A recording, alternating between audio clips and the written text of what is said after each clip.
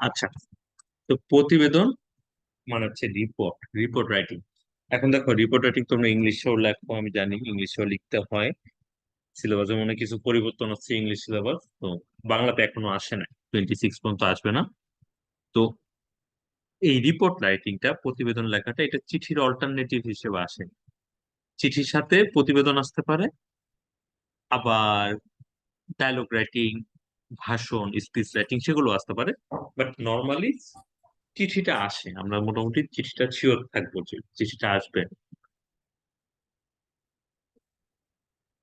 তো তাহলে প্রতিবেদনটা, report রাইটিংটা alternative হিসেবে আসে। আমরা চাইলে রিপোর্টটা লিখতেও পারি, নাও লিখতে পারি, কিন্তু শিখে রাখাটা ভালো এই কারণে, কোনো একটা ইয়ারে যদি চিঠিটা না আসে তখন আসলে আমরা তো বিপদে পড়ে যাবো, তাই সবসময় পড়ে যেতে হয়। যদিও লাস্ট সব পেপারেই চিঠি আছে।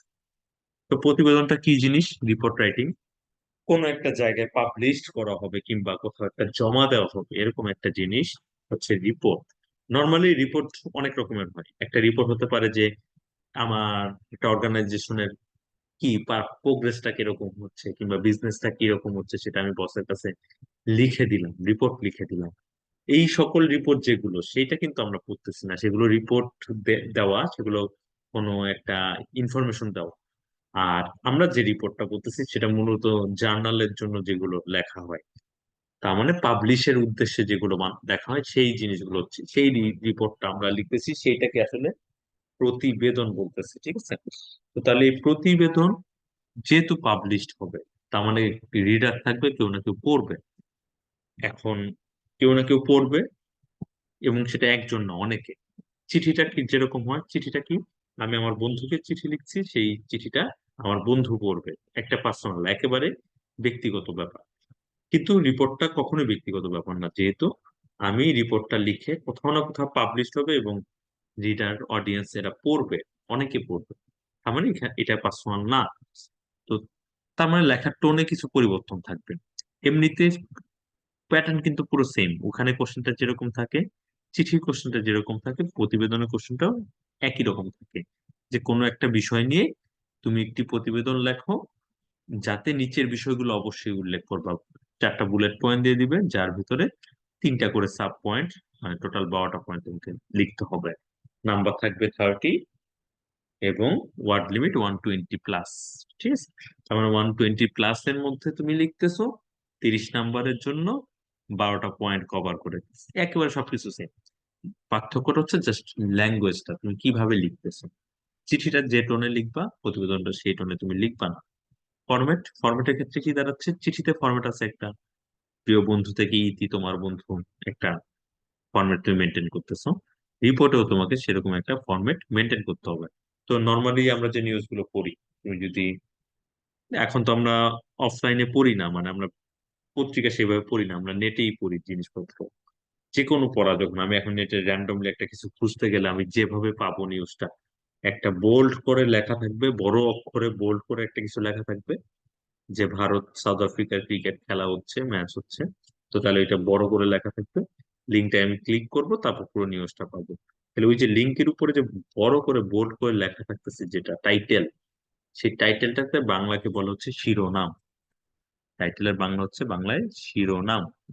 আমরা প্রিন্টেড যে কোনো বই পড়লে, ম্যাগাজিন পড়লে দেখি, সেখানেও টাইটেল থাকে বোল্ড করে বড় করে লেখা, যেটাকে বাংলায় শিরোনাম বলতেছে। আমরা টাইটেল অথবা হেডলাইন বলতে পারি। তো তাহলে আমাকে রিপোর্ট লেখার শুরুতে প্রথমে একটা শিরোনাম লিখতে হবে, টাইটেল কিংবা হেডলাইন লিখতে হবে। মনে রাখতে হবে, টাইটেল, হেডলাইন খুবই ইম্পর্টেন্ট একটা জিনিস রিপোর্ট রাইটিং এর জন্য। কিন্তু আমরা তো আসলে পরীক্ষায় রিপোর্ট লিখলেও আসলে পরীক্ষায় কোশ্চেন আনসার লিখতেছি। সেই জায়গা থেকে আমাকে অনেক বড়, অনেক সুন্দর, আই ক্যাচিং কোন শিরোনাম লিখতে হবে না, এত এফোর্ট আমাকে দিতে হবে না। আমি জাস্ট নর্মালি লিখবো, বিজ্ঞান মেলা হচ্ছে, স্কুলে সায়েন্স ফেয়ার হয়েছিল, ওটা নিয়ে লিখতেছি। তো বিজ্ঞান মেলা কিংবা বার্ষিক ক্রীড়া প্রতিযোগিতা, অ্যানুয়াল স্পোর্টস ছিল, বার্ষিক ক্রীড়া, তো নর্মালি আমি লিখে দিলাম যে এই প্রতিষ্ঠানে, এই স্কলাস্টিকায় বার্ষিক ক্রীড়া প্রতিযোগিতা 2023। মানে এভাবে লিখি, কোনো সমস্যা নেই। আমি জাস্ট যেহেতু হেডলাইন লিখতে হয়, টাইটেল লিখতে হয়, তাই টাইটেলটা লিখতেছি। এর জন্য বিশেষ কোনো নাম্বারও আমাকে দিবে না। প্লাস হচ্ছে এইটার জন্য খুশি আমি বেশি পাবো এমন কোনো ব্যাপারও নাই।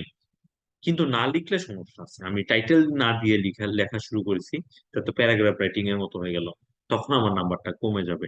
তো সেই কারণে আমার মতো করে আমি একটা শিরোনাম দিব, শিরোনাম দেওয়ার পরে কি ঠিক 12টা বুলেট পয়েন্টের জন্য আমি কি করব, 4টা প্যারাগ্রাফ দিব।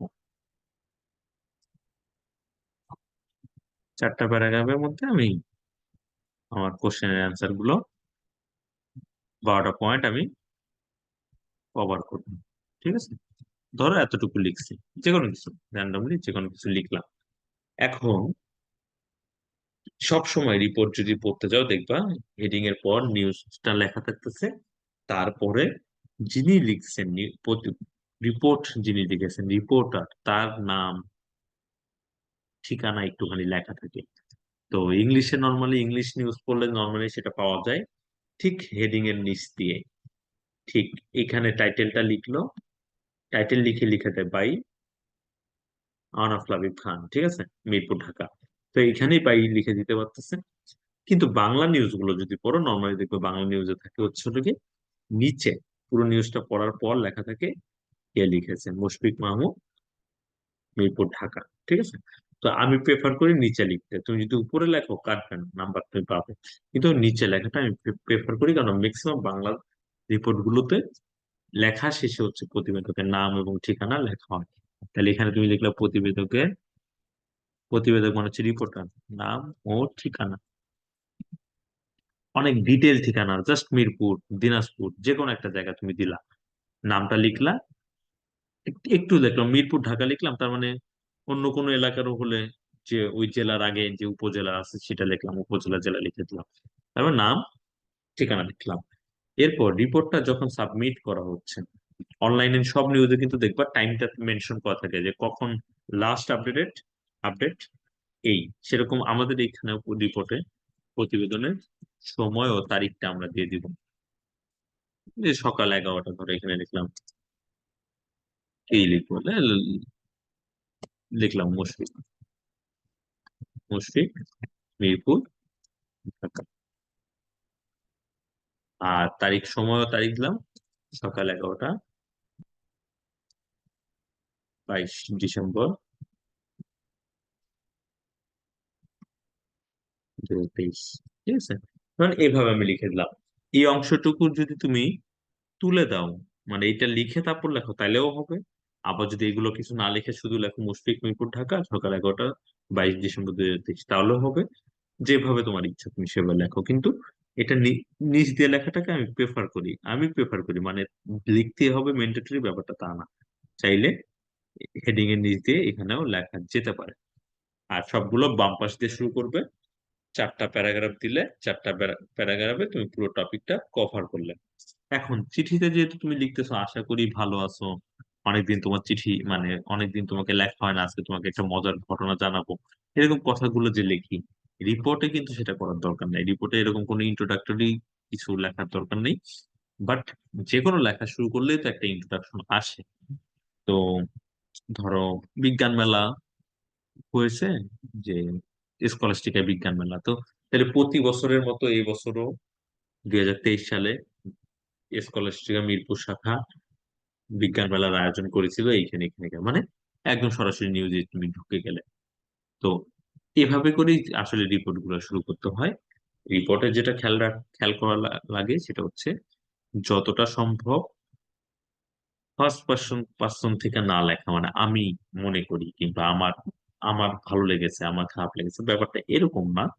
ইন জেনারেল যে ওপিনিয়নটা, ধরো বাণিজ্য মেলা গিয়েছিলাম, বাণিজ্য মেলা তোমার ভালো লাগে না, বাট অনেক মানুষ ছিল, অনেক মানুষ থাকার কারণে তোমার ভালো লাগে না, অনেক ধুলাবালি উঠতেছিল, এই জন্য তুমি অপছন্দ করতেছো, পছন্দ হয় না।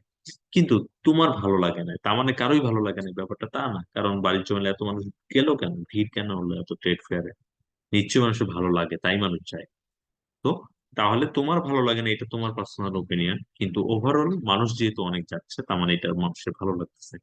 তো সেই জিনিসটা মাথায় লেখার সময় ওই জিনিসগুলো, কন্টেন্ট গুলো মাথায় রেখে লিখতে হয় যে আমার পার্সোনাল ওপিনিয়ন, সরি, আমার পার্সোনাল ওপিনিয়ন না, ওভারঅল কিরকম হচ্ছে জিনিসটা সেটা লেখার চেষ্টা করতে হবে। এখন যদি রিপোর্টের টপিকটার ভিতরে থাকে যে তোমার কেমন লেগেছে, আমি পড়াচ্ছিলাম ওদেরকে যে একটা বিজ্ঞান মেলা হয়েছে, সেখানে তুমি অংশগ্রহণ করেছিলে, এখন লেখো। মানে আমি ওখানে পার্টিসিপেন্ট ছিলাম, আবার আমি সেটা নিয়ে রিপোর্ট লিখতেছি, তখন কি হয়ে যায়, তখন আসলে এসে পড়ে যে হ্যাঁ, আমি এই এই কাজগুলো করেছিলাম, আমার এখানে খুব ভালো লেগেছে, তো এই প্রোগ্রামটা অনেক সুন্দর। এইভাবে মানে কোনো কোনো রিপোর্টের ক্ষেত্রেও হতে পারে তোমার ওপিনিয়নটা চাচ্ছে, তখন তুমি তোমার ওপিনিয়নের জায়গা থেকে আমি মনে করি এই কথাটা লিখতে পারো। কিন্তু ওভারঅল রিপোর্ট রাইটিং এর ক্ষেত্রে হলো গিয়ে ইন জেনারেল মানুষের কিরকম লেগেছে, মানুষ কিভাবে দেখতেছে জিনিসটা, কিংবা ওইটা সম্পর্কে রিয়েল ঘটনাটা কি সেটা তুলে ধরার চেষ্টা করতে হবে। এবং যারা রিপোর্টার তাদের এই জিনিসটা কিন্তু আসলেই মনে রাখতে হয়, নিজের পছন্দ না, পাবলিক রিয়াকশনটাকে গুরুত্ব দিতে হয়। তো ওভাবে করে তুমি এই রিপোর্ট রাইটিংটা লিখতে পারো। তো রিপোর্ট রাইটিং এর আজকে আর আমি কন্টেন্টে যাব না, কোন একটা এক্সাম্পল দেখাবো না, আমি নেক্সট ক্লাস দেখাবো।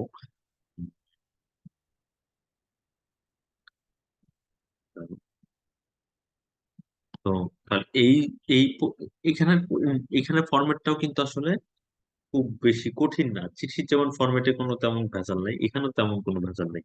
একটা হেডলাইন আর নিচে হচ্ছে নিজের নাম, ঠিকানা, সময়, তারিখ, মাঝখানে চারটা প্যারাগ্রাফ, ঠিক আছে। এখন যদি তোমাকে একটু বলি, আর একটু দাঁড়াও, হেডলাইনটা লেখার সময় জাস্ট নর্মালি কিন্তু হেডলাইনে কোনো কমপ্লিট সেন্টেন্স লেখা থাকে না। যে কোনো নিউজ পেপারে আমরা যে নিউজগুলো পড়ি, টাইটেল হেডলাইন ফুল সেন্টেন্স লেখা থাকে না, একটু ইনকমপ্লিট একটা সেন্টেন্স লিখে যায়। তো সেই ক্ষেত্রে তোমরা ওইটাই মনে রেখে লিখবা যে একটা ইনকমপ্লিট সেন্টেন্স লিখি, একটু বোল্ড করে লিখি, খাতার মাঝখান দিয়ে লিখি। আমাদের তো ডট ডট দেওয়া থাকে পুরো খাতাতে, একটু এই প্রথম লাইনটার মাঝখানে আমি এটা লিখি, একটু নিচে একটা আন্ডারলাইন করে দিই।